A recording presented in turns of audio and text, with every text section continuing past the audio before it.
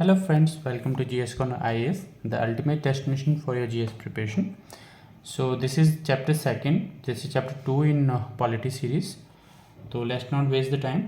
आज हम पढ़ेंगे preamble of the constitution. तो coming to the introduction part, the American Constitution was the first to begin with the preamble. American constitution जो था सबसे पहले जो प्रेम्बल का कॉन्सेप्ट था, so it has been seen in American constitution. तो following this दूसरी कंट्रीज़ ने भी अपने कॉन्स्टिट्यूशन में प्रेम्बल को लागू किया. ठीक है, तो बेसिकली हम समझते हैं प्रेम्बल है क्या. देखिए, for UPSC, basically for UPSC you need a concept driven study, right. तो आपको कंसेप्ट समझने पड़ेंगे, रट्टाफिकेसी से कुछ होगा नहीं. तो basically this channel is for those who really want to clear their concept regarding their particular subject in UPSC. So let's start. Preamble refers to the introduction and preface to the constitution. Basically जो constitution है उसका जो introduction part है, जिसका जो preface है, that is the preamble. हम उसका अगर उसके बारे में हम जानना चाहते हैं कॉन्स्टिट्यूशन का ऑन एक वन क्लिक में, अगर हम क्या है कॉन्स्टिट्यूशन, तो अगर आप उसकी समरी पढ़ रहे, उसकी प्रेम्बल पढ़ रहे हैं, तो आपको समझ में आ जाएगा कि उस कॉन्स्टिट्यूशन में क्या क्या चीज़ है. It contains summary and essence और एसेंस ऑफ द कॉन्स्टिट्यूशन. ठीक है, समरी या एसेंस कॉन्स्टिट्यूशन का, इसे ही हम इसमें रहता है प्रेम्बल. ठीक है, the preamble of the constitution is based on objective resolution. Objective resolution क्या था? Objective resolution it was like, इसका जो आइडिया था वो पंडित नेहरू के द्वारा लाया गया था. और ऑब्जेक्टिव रिजोल्यूशन को हम मान सकते हैं कि जैसे कॉन्स्टिट्यूशन मान लीजिए आपका प्रिपेयर हो रहा है, तो इससे पहले का इसका एक ब्लूप्रिंट, इसको हम ऑब्जेक्टिव रिजोल्यूशन के नाम से जानते हैं.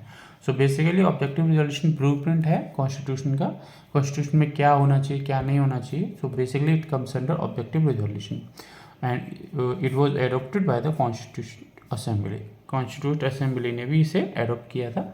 इसके बाद जो है कॉन्स्टिट्यूशन की नींव रखी गई. ठीक है, यहाँ तक समझ में आ गया आपके. तो it has been amended by 42nd constitutional amendment act 1976. I think ये मैं आपको पहले भी बताया हूँ. देखिए, 42nd amendment it has been amended only once, that is to by in 1976 and that is by 42nd constitutional amendment act. जिसके बाद इसमें 3 वर्ड्स ऐड किए गए, दैट इज सोशलिस्ट, सेकुलर और इंटीग्रिटी वाला पार्ट. ठीक है, ये 3 वर्ड ऐड किए गए. कौन कौन से? सोशलिस्ट, सेकुलर और इंटीग्रिटी. ठीक है, देखिए जब आप प्रेम्बल पढ़ते हैं तो प्रेम्बल आपका we the people of India and so on, जो लास्ट वाला, उसमें कुछ कीवर्ड्स हैं. अगर आपको उनका मतलब समझ में आ जाता है तो आप पूरे प्रेम्बल का क्या, पूरी कॉन्स्टिट्यूशन का मतलब समझ सकते हैं. ठीक है, क्योंकि ये मेन वर्ड्स हैं जो इंडिया को एक इंडिया की एक इमेज, इंडियन कॉन्स्टिट्यूशन की एक इमेज को दिखाते हैं कि इंडियन कॉन्स्टिट्यूशन में है क्या क्या. So what are these? These are sovereign, socialist, secular, liberty, equality. Sorry for this video recording. So they are like socialist, sovereign, socialist, secular, liberty, equality, democratic, republic, justice and fraternity. ठीक है, तो ये आपके कितने words हैं? 9 words हैं. 3 और 3 6 और 3 और राइट. दीज आर 9 वर्ड्स जिसको आपको मतलब समझना पड़ेगा. ठीक है, तो एक एक करके इनका मतलब समझते हैं हम. चलिए, ओके. इससे पहले हम क्या करते हैं, इससे पहले हम इनग्रेडिएंट्स ऑफ द प्रेम्बल समझ लेते हैं. इनग्रेडिएंट्स ऑफ द प्रेम्बल क्या है कि इन जो प्रेम्बल के इनग्रेडिएंट मतलब किस किस से ये है, क्या क्या ये बता रहा है, कहाँ कहाँ से ये चीज़ें आई हैं. So the preamble states that the constitution derives its authority from the people of India. Constitution की जो अथॉरिटी है कहाँ से है? People of India. India is a democratic country, लोगों के द्वारा, लोगों के लिए. ठीक है, सो इसकी अथॉरिटी हम कहाँ से, ये कहाँ से लेता है? पीपल ऑफ इंडिया से, लोग, इंडिया के जो लोग हैं. Nature of Indian state, India का इंडियन स्टेट का नेचर कैसा है? It is a democratic country, it has a republic head. So this is the nature of the Indian state. Objective क्या है कॉन्स्टिट्यूशन के? ऑब्जेक्टिव हैं लाइक आगे मैं पढ़ाऊंगा आपको. Two objective are like liberty, equality among the people. So these are the objective and date of the adoption of constitution, that is November 26, 1949. ठीक है, दीज आर द इंग्रेडिएंट्स। इसमें आपको ज़्यादा, मुझे नहीं लगता कि कुछ ज़्यादा समझाने की ज़रूरत है। Keywords explain, okay, now this is the main theme of this chapter. Sovereign, sovereign means, वैसे इसे हम हिंदी में क्या बोलते हैं, संप्रभुता, ठीक है। So this word implies that India is neither a dependency nor dominion of any other nation. India, इस वर्ड का क्या मतलब है, इस वर्ड का मतलब है इंडिया किसी पे ना ही डिपेंडेंट है, ना ही किसी देश का हिस्सा है, ठीक है, बट एन इंडिपेंडेंट स्टेट। क्या है, एक इंडिपेंडेंट स्टेट है, वो किसी का डोमिनियन नहीं है, ना ही किसी पर डिपेंडेंट है, ठीक है। इसके बाद क्या है, there is no authority above it and it is free to conduct its own affairs, यानी कि ये किसी की अथॉरिटी, इसके ऊपर किसी की कोई अथॉरिटी नहीं है, और it is free to conduct its own affairs, अपने अफेयर्स को कंडक्ट करने के लिए ये पूर्ण रूप से स्वतंत्र है, ठीक है। Coming to the next word, socialist. Socialist basically क्या है, बाय द सोसाइटी, ठीक है। The Indian brand of socialism is a democratic socialism nor a communistic socialism. India, मैंने जैसा कि पहले बताया, India is a democracy, I think largest democracy in the world. So India का जो सोशलिज्म है that is democratic socialism nor a communist socialism, ठीक है। डेमोक्रेटिक सोशलिज्म है, सोशलिज्म बेसिकली है कि जैसे कोई स्टेट है, उस स्टेट में जो भी आपके कोई भी आपके सामान है, उसके लैंड है, रिसोर्सेज हैं, दैट इज़ लाइक मोर और less owned by the society, ठीक है। So this is all called socialist. Communistic socialism क्यों नहीं है, communist socialism it is a like it is of radical nature, तो इंडिया में ऐसा नहीं है। Democratic socialism holds faith in a mixed economy, ठीक है, क्योंकि इंडिया की जो इकोनॉमी का जो मॉडल है, जो मैंने आपको इकोनॉमी सीरीज़ के चैप्टर में पढ़ाया भी था, वो है मिक्स इकोनॉमी वाला model, where both public and private sectors coexist side by side, जिसमें कि आपका जो सरकारी वाला है और जो प्राइवेट वाला है, दोनों एक साथ एग्जिस्ट करते हैं। यानी कि कुछ फैसिलिटीज़ गवर्नमेंट आपको देगी, वो फैसिलिटीज़ आपको देगी जिसमें आपका कुछ फ्री में होगा, कुछ सब्सिडाइज्ड होगा, और कुछ में क्या होगा कि आपको ख़रीदना पड़ेगा, that come under market mechanism, जिसमें कि आपका लेन देन के हिसाब से चलता है, यू नीड टू पे, ठीक है।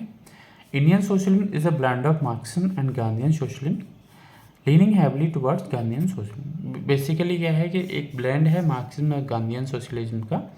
सो मार्क्सिज्म सोशलिज्म आपने पढ़ाई होगा, that is class struggle and centralise planning के ऊपर बेस्ड है, और जो आपका गांधीयन सोशलिज्म है that is on self reliance and non violence in nature, मतलब कोई भी अहिंसा के साथ उन्होंने पूरा करना है, एंड सेल्फ रिलायंस मतलब खुद पर अपना एक वो होना चाहिए, डिपेंडेंट होना चाहिए, okay. So coming to the third keyword, secular. Secular means क्या है कि इक्वलिटी टुवर्ड्स ऑल रिलीजन्स, ठीक है, बेसिकली एक सीधा term. The term secular was added by the 42nd constitutional amendment act of 1976, ठीक है। 42nd अमेंडमेंट एक्ट के द्वारा सेकुलर वर्ड को जोड़ा गया था, इससे पहले ये वर्ड नहीं था। The Indian constitution embodies the positive concept of secularism. Positive concept of secularism क्या है कि all religions in our country have the same status and support from the state, मतलब स्टेट की तरफ से सबको समान एक सपोर्ट मिलेगा, कोई ऊंचा नहीं है, कोई नीचा नहीं है, ठीक है। So this is a positive secularism, okay. The fourth word is democratic. Democratic जैसे मैंने आपको बताया, democratic means by the people, basically bye the people, ठीक है। आपको जब भी कोई बोले what is democracy, democracy is just like a bye the people, for the people. The word describes the meaning the possession of supreme power bye the people. जो भी supreme power लोगों के पास, मतलब जो भी सुप्रीम पावर है, दो this is hold by the people, okay. This is of two types, that is direct and indirect. Democracy is of two types, direct democracy and indirect democracy. Direct democracy में क्या है कि जो power को exercise power directly by the people, जिसमें क्या है कि जो पावर है, जो भी सुप्रीम पावर है that is exercise directly by the people, लोग ही इसमें निर्धारित मतलब जो भी मुद्दे होते हैं उनको लोग ही निर्धारित करते हैं। बट इन इनडायरेक्ट डेमोक्रेसी, जिसे हम रिप्रेजेंटेटिव डेमोक्रेसी भी बोलते हैं, कि उसमें क्या है कि लोग चुनते हैं, ठीक है। जो इलेक्टेड पीपल होते हैं वो डिसीजंस लेते हैं on the behalf of the people. So मैंने लिखा है कि exercise power indirectly by the people, ठीक है। ओके, तो डायरेक्ट डेमोक्रेसी में चार जो हैं ये स्विट्जरलैंड इसका एक एग्जांपल है। इसमें रेफरेंडम, इनिशिएटिव, रिकॉल, प्लेबिसाइट, इसको थोड़ा थोड़ा सा हम देख लेते हैं। रेफरेंडम बेसिकली क्या होता है? रेफरेंडम मीन्स होता है कि किसी भी किसी भी पर्टिकुलर इश्यू को अप्रूव करना है, प्रपोज करना है, या कोई स्पेसिफिक मैटर है उसके रिगार्डिंग जो जनमत होता है। एक बेसिकली रेफरेंडम मीन्स है, हिंदी मतलब इसका जनमत। तो उसका जनमत मतलब उसका कितना मत होना चाहिए वो है, दैट इज़ रेफरेंडम।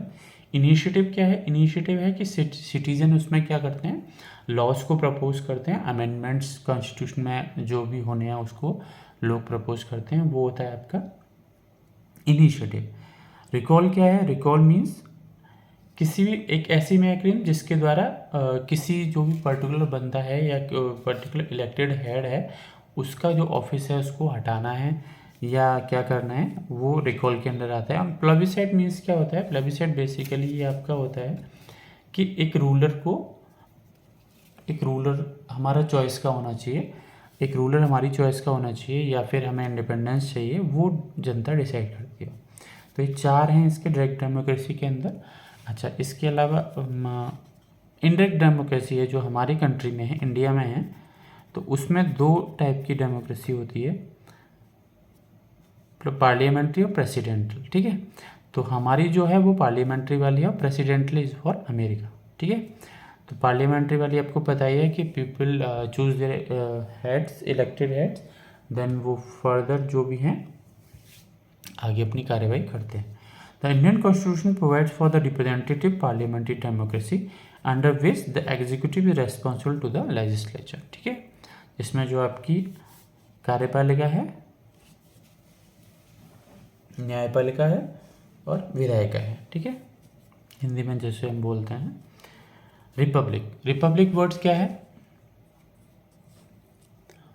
तो रिपब्लिक वर्ड बेसिकली है the democratic polity can be classified into two categories, that is one is monarchy, another is Republic. हाँ, मोनार्की में क्या होता है कि आपका एक इलेक्टेड हेड होता है, जैसे कि ब्रिटेन है, ठीक है। ब्रिटेन में क्या है, एक राजा है, उसका वो इनहेरिटरी बेसिस पर वो चेंज होता रहता है, पहले कोई था, फिर कोई है, रानी है, फिर राजा है, ऐसे। रिपब्लिक में क्या होता है कि जो इलेक्टेड हेड होता है वो इनहेरिटरी नहीं आता है, वो चुना जाता है, ठीक है। तो एग्जाम्पल क्या है? In monarchy the head of state usually king और queen enjoys a hereditary position, example Britain, ठीक है। और इन रिपब्लिक क्या है? The head of the state is always elected directly or indirectly for a fixed period, example India, USA, that is president is elected for a period of 5 years, ठीक है। चलिए,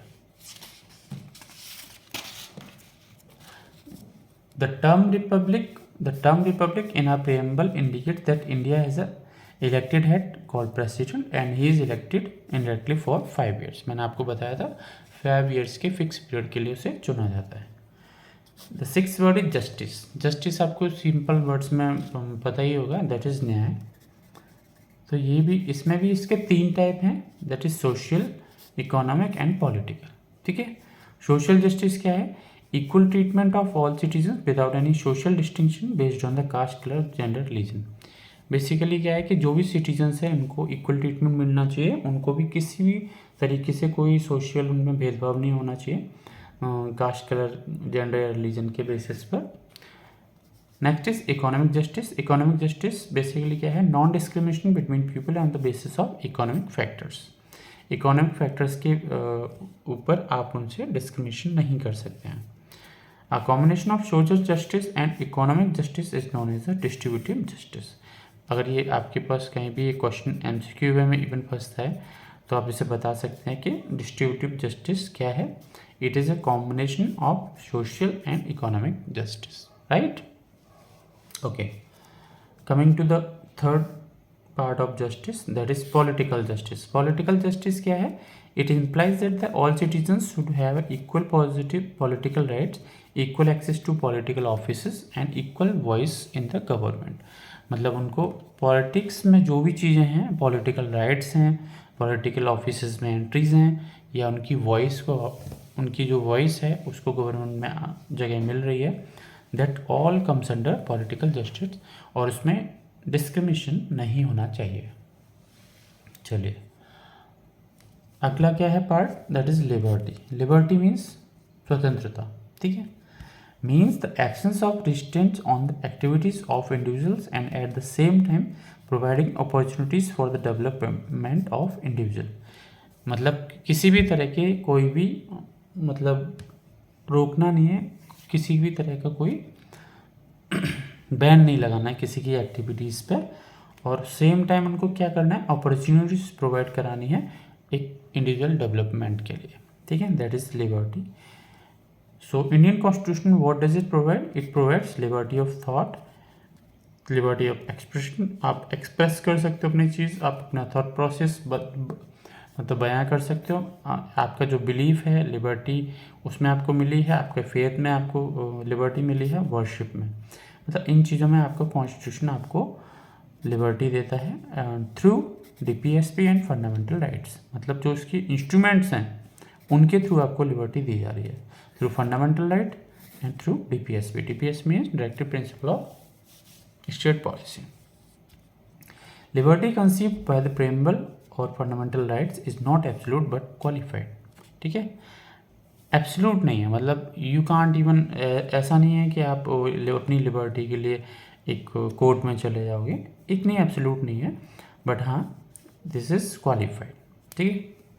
Idea of equality, liberty, fraternity, where it comes from? French Revolution. It can be like MCQ in your question. French revolution से किस किस का आपको मिला? Equality, liberty, fraternity का मिला. एक ऑप्शन और डाल दिया जाएगा. तो इस तरीके से आप लिबर्टी वाला कंसेप्ट भी हमने देख लिया. चलिए नेक्स्ट देखते हैं. Equality. This is the 8th keyword. Equality means the absence of special privilege to any sections of the society and the provision of adequate opportunities to all individuals without any discrimination. मतलब आपको किसी भी मतलब किसी भी condition में discrimination नहीं करना है किसी के भी बीच. तो जो डिफरेंट सेक्शन ऑफ सोसाइटी हैं उनको सबको इक्वल प्रिविलेजेस देने चाहिए और उनके एडिक्वेट अपॉर्चुनिटीज़ भी देनी चाहिए इंडिविजुअल्स को बिना किसी डिस्क्रिमिनेशन के. ठीक है. Equality of status and opportunity और स्टेटस दोनों की इक्वलिटी कॉन्स्टिट्यूशन आपको प्रोवाइड करता है. फ्रेटर्निटी मीन्स भाईचारा. ठीक है. Fraternity means a sense of brotherhood. एक भाईचारे की भावना होती है, that is it is called fraternity. The Constitution promotes this feeling of fraternity by system of single citizenship. System of single citizenship क्या है? हम लोग सब क्या है? इंडियन है. एक ही सिटीजनशिप है हमारे पास, Indian. We are Indian. So that's जब हम एक बड़े लेवल पर बात करते हैं तो we are Indians and this is all like promoting the feeling of fraternity. The preamble declares that the fraternity has to assure two things: the dignity of individual and the unity and integrity of the nation. इससे हमें दो चीज़ें पता चलती हैं. एक तो individual की डिग्निटी के बारे में कि yes he is proud of himself, that is he is an Indian, and the second thing is that it is like a pride for the nation that unity and integrity are the part. Okay. The word integrity is added to the Constitution by 42nd Amendment Act of 1976. मैंने आपको बताया socialist, secular and integrity, ये तीन word थे जो आपके 1976 के amendment act में जोड़े गए. ठीक है. कुछ इंपॉर्टेंट चीज़ें भी हैं जो कि प्रीएम्बल के बारे में. It is non justiciable, that is it is provisions are not enforceable in courts of law. मतलब इसके जो भी प्रोविजंस हैं वो कोर्ट ऑफ लॉ में एडमिसिबल नहीं है. Second thing, it is an integral part of the constitution. जैसे कि LIC ऑफ इंडिया केस 1995 का, इसमें सुप्रीम कोर्ट की एक बहुत ही बड़ा स्टेटमेंट है that it is the integral part of the constitution. ठीक है.